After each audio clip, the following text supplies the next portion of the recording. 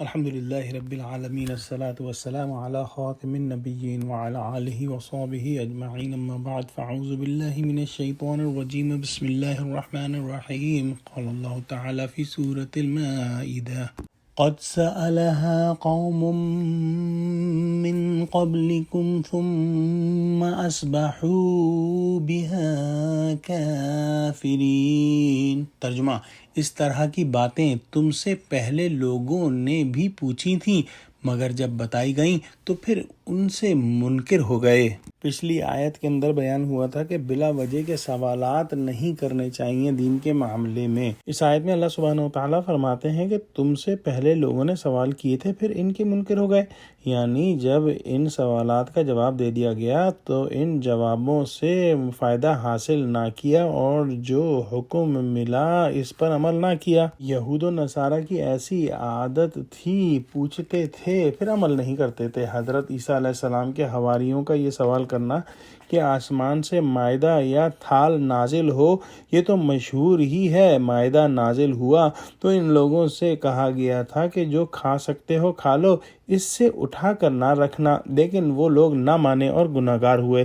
اسی طرح قوم ثمود نے پہاڑ سے اونٹنی نکالنے کا سوال کیا، پھر جب اونٹنی نکل آئی تب بھی ایمان نہ لائے اور اونٹنی کو کاٹ ڈالا۔ یہ مضمون بیجا کے سوال کرنے کے متعلق ہے اور اس کا غلط مطلب نہیں لینا چاہیے۔ گویا جو کوئی اگر ضرورت پیش آ گئی ہو اس کے بارے میں سوال کرنا درست ہے، اور خواہ مخواہ بلا ضرورت کی چیزوں کے بارے میں سوال کرنے سے منع فرمایا ہے۔ حضور صلی اللہ علیہ وسلم کا ارشاد ہے کہ انسان کے اسلام کی ایک خوبی یہ ہے کہ لا یعنی چیز کو چھوڑ دے، لیکن اس کا مطلب یہ نہیں کہ دین کے معاملے کے اندر اگر کوئی صورتحال پیش آ گئی ہے پریکٹیکلی تو اس کو بھی پوچھا نہ جائے اس کے بارے میں اور اس پر جو ہے چپ سادھ لی جائے۔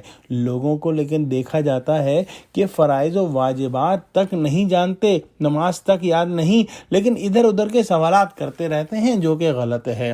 علامہ ابو بکر جساس رحمۃ اللہ علیہ کا ارشاد ہے کہ بعض لوگوں نے آیت بالا سے استدلال کیا ہے کہ حوادث اور نوازل کے بارے میں جواب و سوال نہ کیا جائے۔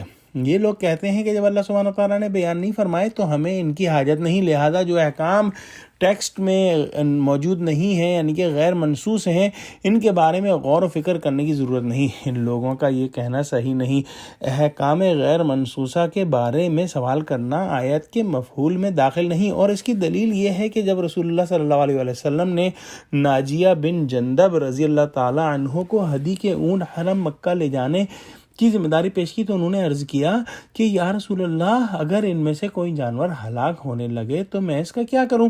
آپ نے فرمایا کہ اس کو ذبح کر دینا اور اس کے جوتے کو جو بطور نشانی اس کے گردن میں پڑا ہوا ہے کہ یہ ہدی کا جانور ہے، اس کو خون سے رنگ دینا۔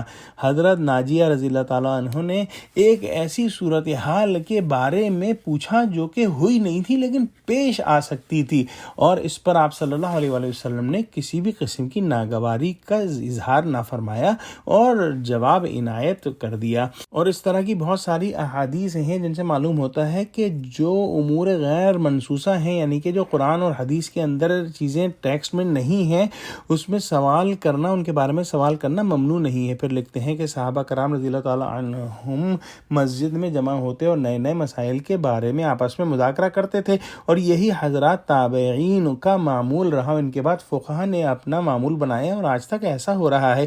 اس کے بعد شیخ ابو بکر جساس رحمۃ اللہ علیہ لکھتے ہیں کہ امور غیر منصوصہ کے بارے میں غور و فکر پر نکیر کرنے والے وہی لوگ ہیں جو جاہل ہیں۔ دعا کرتے ہیں کہ اللہ سبحانہ وتعالی ہم کو قرآن کا فہم عطا فرما۔ آمین۔ وآخر دعوانا الحمد للہ رب العالمین۔ السلام علیکم ورحمۃ اللہ وبرکاتہ۔